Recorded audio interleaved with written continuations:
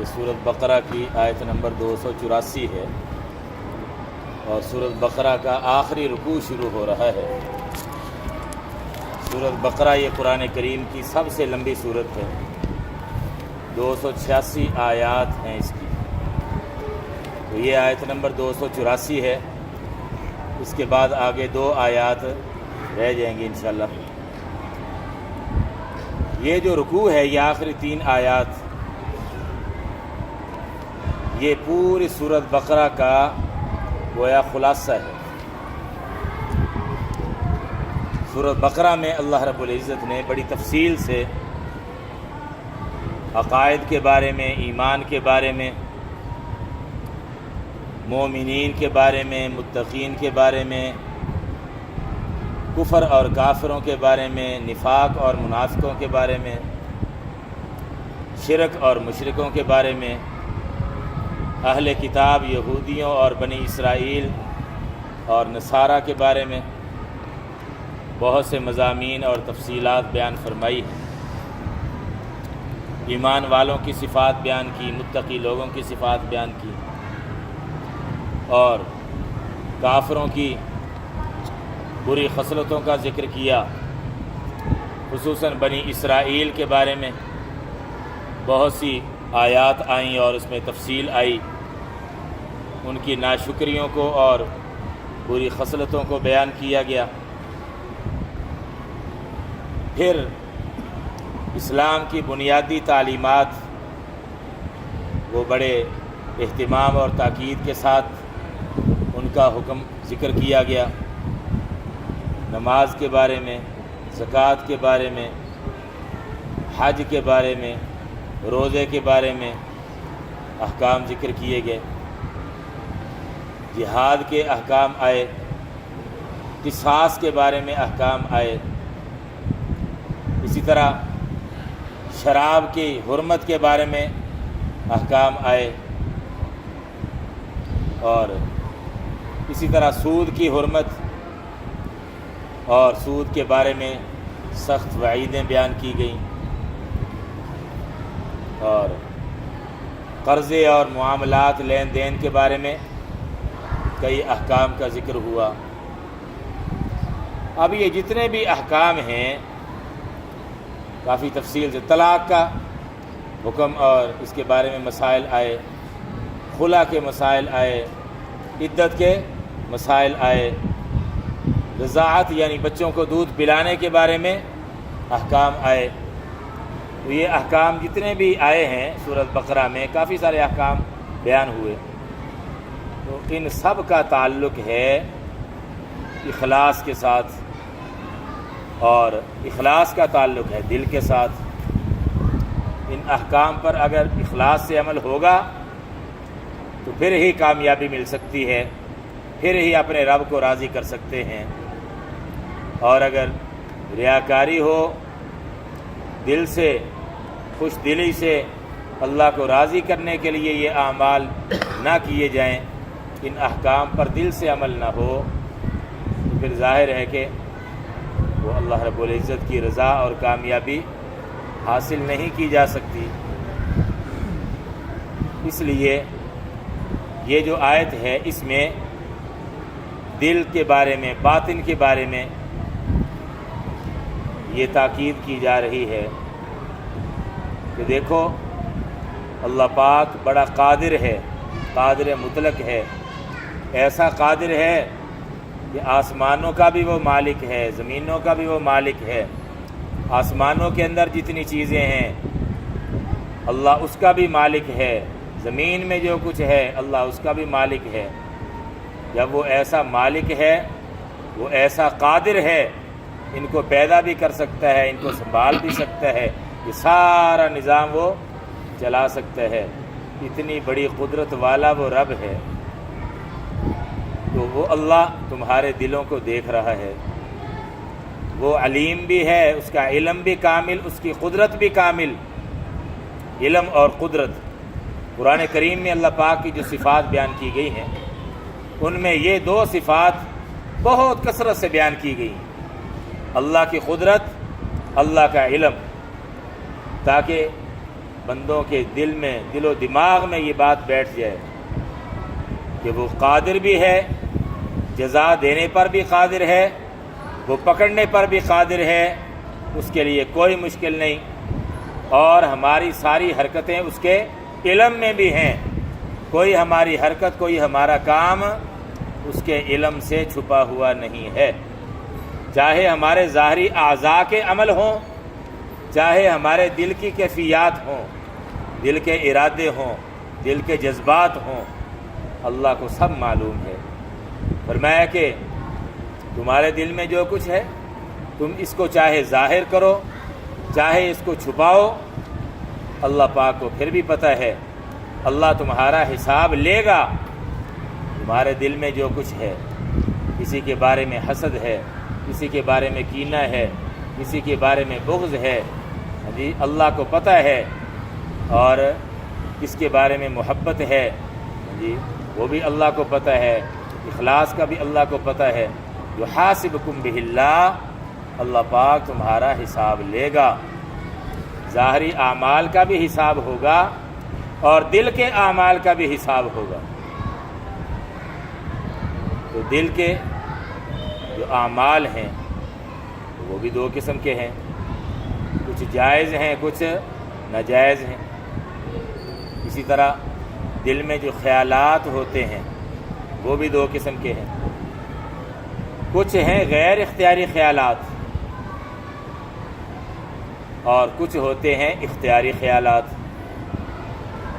جو غیر اختیاری وساوس اور خیالات دل میں آ جائیں تو ان پر اللہ کی طرف سے پکڑ نہیں، مواخذہ نہیں۔ ہاں، جو انسان خود جان بوجھ کر خیال لائے، ارادہ کرے برے خیالات کا اور گناہ کا پکا ارادہ کر لیتا ہے کہ میں نے یہ گناہ لازمی کرنا ہے، اگرچہ کرنے کا موقع نہ مل سکے لیکن اپنی طرف سے اس نے پکا ارادہ کر لیا تھا اور اس کے لیے کوشش بھی کرتا رہا، لیکن آگے صورتحال ایسی بن گئی کہ وہ گناہ کر نہیں سکا، تو وہ کر لیتا تو کرنے کا گناہ تو الگ، اس کی سزا تو الگ، لیکن یہ جو اس نے پکا ارادہ کر لیا ہے گناہ کرنے کا، اس کا وبال اور اس کی سزا الگ اس کو ہوگی۔ یہ کب؟ جب خود جان بوجھ کر ارادہ کرے۔ ہاں، غیر اختیاری طور پر اگر خیال آ گیا ہے، کوئی وسوسہ آ گیا ہے، یہ معاف ہے، اس پر اللہ کی طرف سے کوئی پکڑ نہیں۔ حضرات صحابہ کرام رضوان اللہ علیہم اجمعین، ان سے زیادہ اخلاص والا کون ہو سکتا ہے امت میں سے؟ ان سے اعلیٰ ایمان والا، مضبوط ایمان والا ان کے بعد کون ہو سکتا ہے؟ لیکن خیالات ان کو بھی آتے تھے، وساوس ان کو بھی آتے تھے۔ تو اللہ رب العزت کی قدرت کو پہلے بیان کیا جا رہا ہے اور آخر میں، اور اس میں اللہ کے علم کا بھی ذکر ہے، پھر آخر میں مزید اللہ کی قدرت والی صفت ذکر فرمائی ہے تاکہ تنبیہ کی جا سکے۔ للہ، اللہ ہی کے لیے ہیں، یعنی اللہ ہی کی ملکیت ہے۔ ما، وہ چیزیں، یہ ما اسم موصول ہے، وہ چیزیں فی السماواتی، جو کچھ آسمانوں میں، اللہ ہی کے لیے۔ اچھا، یہ عربی زبان کا نا ایک قاعدہ ہے، اسلوب ہے، یہ للہ شروع میں آ گیا ہے نا، اگر ہوتا بعد میں ما فی السماوات للہ، پھر اس میں اتنا زور نہ ہوتا، پھر یوں سادہ ترجمہ ہوتا جو کچھ آسمانوں میں ہے وہ اللہ کا، یہ اللہ کی ملکیت۔ لیکن اب یہ للہ ہی شروع میں آ گیا ہے تو عربی والے کہتے ہیں یہ حصر کا فائدہ دیتا ہے، اس میں زور اور جان پیدا ہو جاتی ہے، اس لیے یہ ترجمہ میں کر رہا ہوں، اللہ ہی کے لیے ہے، اللہ ہی کے لیے ہے جو کچھ آسمانوں میں ہے، یعنی اللہ کی ملکیت ہے۔ وما فی الارض، اور جو کچھ زمین میں ہے، تو یہ اللہ کی ملکیت ہے، تو اللہ کو قدرت بھی حاصل ہے۔ وَإِن تُبْدُوا، اور اگر تم ظاہر کرو، تبدو کا معنی تم ظاہر کرو، یہ فعل مضارع ہے، کیا ظاہر کرو؟ ما، وہ باتیں یا وہ خیالات فی انفسکم جو تمہارے دلوں میں ہیں۔ انفس یہ نفس کی جمع ہے، نفس کا معنی ہوتا ہے جان، اور بعض دفعہ یہ لفظ دل کے معنی میں بھی استعمال ہوتا ہے، یہاں اسی معنی میں ہے۔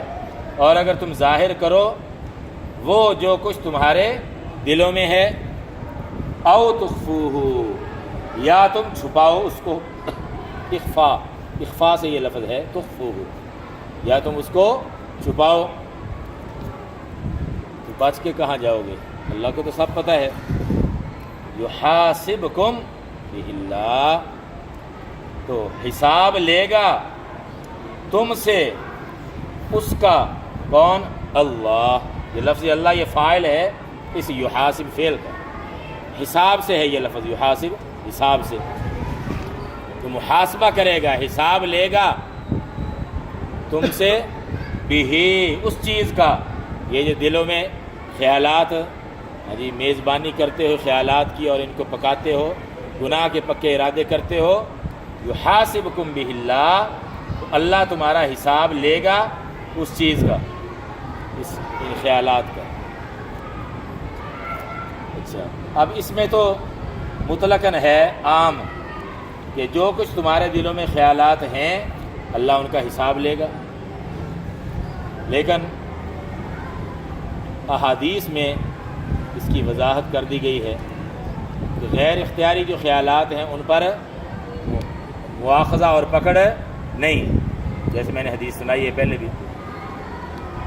حضرات صحابہ کرام نے جب یہ شروع میں یہ آیت سنی نا، اب اس میں تو عام حکم ہے کہ دل میں جو بھی خیال آئیں چاہے چھپاؤ چاہے ظاہر کرو اللہ حساب لے گا۔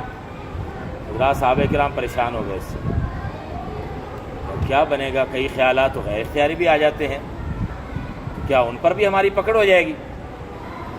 رسول پاک صلی اللہ تعالیٰ علیہ وسلم کے سامنے اپنی اس پریشانی کا اظہار کیا، تو نبی پاک صلی اللہ علیہ وسلم نے فرمایا کہ تم یوں کہو سمعنا و اطعنا، بس اللہ کا جو بھی حکم آ گیا ہم نے سن لیا دل و جان سے، ہم اس کی اطاعت کے لیے تیار ہیں۔ بس بنی اسرائیل کی طرح نہ کہنا، انہوں نے کہا تھا سمعنا و عصینا، سن تو لیا لیکن ہم ماننے کے لیے تیار نہیں۔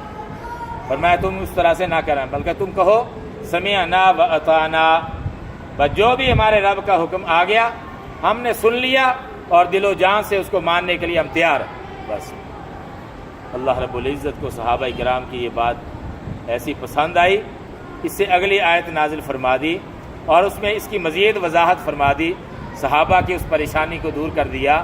لا یکلف اللہ نفسا الا وسعها، آگے اس کی وضاحت انشاءاللہ اگلی آیت میں آئے گی، تو اس میں بتا دیا کہ اللہ پاک نے انسان پر اتنا ہی بوجھ ڈالا ہے جتنی اس میں طاقت ہے، غیر اختیاری چیزوں کا اللہ پاک نے مواخذہ نہیں کرنا، اس لیے کہ یہ انسان کے اختیار میں نہیں، تو اس لیے خیالات جو آتے ہیں اگر غیر اختیاری ہیں تو ان پر کوئی پکڑ نہیں۔ ہاں جان بوجھ کر سوچتا ہے کسی گناہ کے بارے میں اور پکا ارادہ کر لیتا ہے، یا تصور کرتا ہے کسی ناجائز چیز کا اور ذہن ہی دل میں تصور کو آگے بڑھاتا جا رہا ہے، سوچتا جا رہا ہے اور گویا اپنی طرف سے ذہنی طور پر لذت حاصل کر رہا ہے اس گناہ سے، تو اس پر بھی پکڑ ہوگی اگر اس طرح کا اس نے کوئی رویہ اختیار کیا۔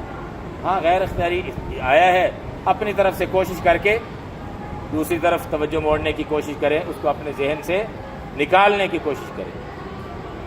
اور یہ بھی احادیث میں نبی پاک صلی اللہ علیہ وسلم نے یہ تعلیم دی ہے کہ ایسا کوئی برا خیال اگر آتا ہے، جیسے میں نے پہلے صحابہ کرام کے جو خیال کی مثال دی ہے، اور حدیث میں یہ بھی فرمایا گیا کہ یہ شیطان تمہارے پاس آئے گا اور تمہارے دلوں میں ایسے ایسے خیال بھی ڈالے گا کہ یہ بتاؤ کہ فلاں چیز کو کس نے پیدا کیا، فلاں کو کس نے پیدا کیا، فلاں کو کس نے پیدا کیا۔ اب ظاہر ہے کہ مومن بندہ یہی کہے گا نا اللہ نے پیدا کیا، اللہ نے پیدا کیا، اللہ نے، تو یہ ظالم یہاں تک لے آئے گا، آخر میں یہ کہے گا، یعنی دماغ میں ڈالے گا یہ بتاؤ اللہ کو کس نے پیدا کیا۔ فرمایا کہ جب نوبت یہاں تک آ جائے فَلْيَنْتَهِ، رک جائے، اعوذ باللہ پڑھو، قل هو اللہ احد، سورہ اخلاص پڑھ لو، ہاں جی۔ اور یہ بھی آتا ہے کہ کوئی ایسے غلط کوئی وسوسے آئیں، خیالات آئیں تو بائیں طرف 3 دفعہ چتکار دو، اعوذ باللہ من الشیطان الرجیم پڑھ لو، ٹھیک ہے۔ تو ویسے ہی علماء نے یہ فرمایا کہ یہ جو آخری صورتیں ہیں چاروں خل ہو جائیں یا آخری تینوں صورتیں ہو جائیں، سورہ اخلاص اور سورہ فلق اور سورہ ناس، صبح و شام 3 دفعہ پڑھنے کا معمول بنانا چاہیے۔ حدیث میں اس کی تاکید ہے، فضیلت ہے۔ تو انشاءاللہ اس کی برکت سے بھی یہ غلط وساوس اور خیالات دور ہوتے ہیں، اللہ پاک اس سے حفاظت فرماتا ہے۔ فَيَغْفِرُ لِمَن يَشَاءُ، پس وہ بخشش دے گا، کون؟ اللہ۔ یغفر مغفرت سے یہ لفظ، پس وہ بخش دے گا، لمن یشاء، اس کو جس کو وہ چاہے گا، یا وہ بخشش کر دے گا اس کے لیے جس کو وہ چاہے گا، وَيُعَذِّبُ مَن یشاء، اور وہ عذاب دے گا اس کو جس کو وہ چاہے گا، جس کو چاہے گا بخشے گا، جس کو چاہے گا عذاب دے گا۔ اس میں یہ بتا دیا کہ اللہ پاک مجبور نہیں ہے، اللہ مجبور نہیں ہے، وہ بے نیاز ذات ہے، ٹھیک ہے۔ تو اللہ پاک اپنے فضل و کرم سے بہت سے گناہ گاروں کو بخش بھی دے گا، اور جس کو چاہے گا عذاب میں بھی مبتلا کر دے گا۔ البتہ یہ بتا دیا گیا ہے کہ شرک کی معافی کوئی نہیں، کفر کی معافی کوئی نہیں۔ اس کے علاوہ مسلمان سے کوئی بھی بڑے سے بڑا گناہ ہو گیا، حکم تو یہی کہ جلدی توبہ کر لو، اللہ سے معافی مانگ لو، لیکن خدا نہ خواستہ اگر نہ معافی مانگی، اسی حالت میں چلا گیا، تو اللہ پاک اپنے فضل سے بہت سارے گناہوں کو معاف فرما دیں گے، اور کئیوں کی سفارشوں سے بھی انشاءاللہ کام بن جائے گا۔ پیارے نبی صلی اللہ تعالیٰ علیہ وسلم، ان کی سفارش بھی انشاءاللہ ملے گی، امید رکھتے ہیں، اور سفارش حاصل کرنے کی کوشش بھی کرنی چاہیے۔ ان کو خوش کریں گے تو سفارش ملے گی نا بھائی، اگر ان کو ناراض کریں گے، ان کی سنتوں کو ذبح کریں گے، ان کو تکلیف پہنچائیں گے، تو پھر سفارش کا خطرہ ہے کہ نہ ملے۔ سفارش اگر چاہیے، حوض کوثر سے پانی چاہیے، تو پھر ان کو راضی رکھنا پڑے گا۔ اللہ ہمیں توفیق دے۔ فَيَغْفِرُ لِمَن يَشَاءُ وَيُعَذِّبُ مَن يَشَاءُ، وہ جس کو چاہے گا بخش دے گا، جس کو چاہے گا عذاب دے گا۔ وَاللَّهُ عَلَىٰ كُلِّ شَيْءٍ قَدِيرٌ، اور اللہ ہر چیز پر، کل شیء ہر چیز پر، قدیر خوب قدرت رکھنے والا ہے، عذاب دینے پر بھی قادر ہے، معاف کرنے پر بھی قادر ہے۔ بڑے سے بڑا عذاب بھی دے سکتا ہے، بڑی سے بڑی جزا بھی دے سکتا ہے، اور علم بھی کامل، قدرت بھی کامل، کسی کو سزا دینے کے لیے، جزا دینے کے لیے۔ یہ دونوں صفات جو ہیں وہ بنیادی ان کی حیثیت ہے۔ قدرت نہ ہو تو مجرم قابو نہیں آتا، اور علم نہ ہو تو مجرم کے گناہوں کا پتہ ہی نہیں، تو اس پر سزا کیسے دے گا؟ تو علم بھی اس کا کامل ہے، ہر ایک کی ہر حالت کو، دل کی بھی حالت کو، ظاہری حالت کو بھی، نیکیوں کو بھی جانتا ہے، گناہوں کو بھی جانتا ہے، اور قادر بھی ہے۔ اللہ پاک ہم سب کو اپنی رضا کے مطابق زندگی گزارنے کی توفیق دے۔ بسم اللہ الرحمن الرحیم، الحمد للہ رب العالمین، والصلاة والسلام علی سید الانبیاء والمرسلین، ربنا آتنا فی الدنیا حسنۃ وفی الآخرۃ حسنۃ وقنا عذاب النار، اللہم انا نسألک الہدی والتقی والعفاف والغنی۔ اے اللہ اپنے فضل و کرم شامل حال فرمائیے، معاف فرمائیے، مہربانی والا معاملہ فرمائیے، معافی اور درگزر والا معاملہ فرمائیے، ظاہری باطنی ہر قسم کے گناہوں سے ہمیں بچنے کی توفیق عطا فرمائیے، جو گناہ ہم سے ہو چکے محض اپنے فضل و کرم سے ہمیں معاف فرما دیجیے، سچی توبہ کی توفیق نصیب فرمائیے، آئندہ کے لیے ہر قسم کے گناہوں سے بچنے کی توفیق دیجیے، اپنے رضا کے مطابق پوری زندگی گزارنے کی توفیق عطا فرمائیے۔ صلی اللہ تعالی علی خیر خلقہ محمد وآلہ واصحابہ اجمعین، آمین برحمتک یا ارحم۔